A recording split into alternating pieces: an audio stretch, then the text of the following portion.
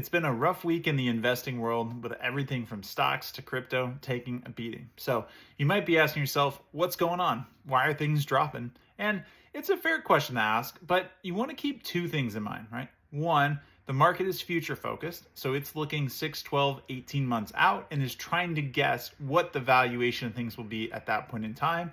And two, the markets are as much psychological, if not more, than they are financial. All right. So what it boils down to is how do people feel about where things are going to be a year or two from now?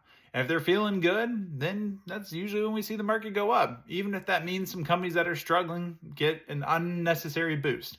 And on the flip side, if people are pessimistic, that means good companies can get punished because investors are selling everything off and moving their money to safer assets. All right. So we'll see a lot of stuff happen here in the short term. There are three variables I think that are worth keeping an eye on.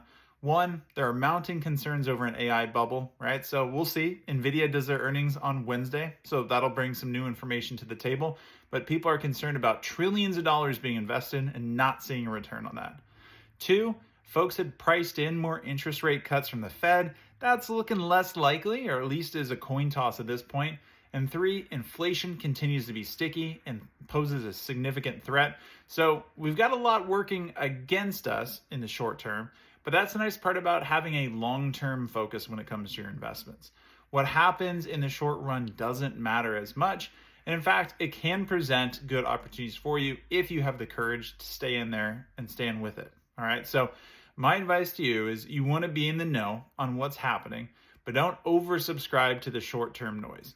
Have a long-term plan that works for your situation, structure your investments accordingly, and have the courage to stick with it when things get tough. All right? So hang in there. It might get a little bumpy in the short run, but it should all end up fine in the long run. And if this was helpful, give a like and follow for more.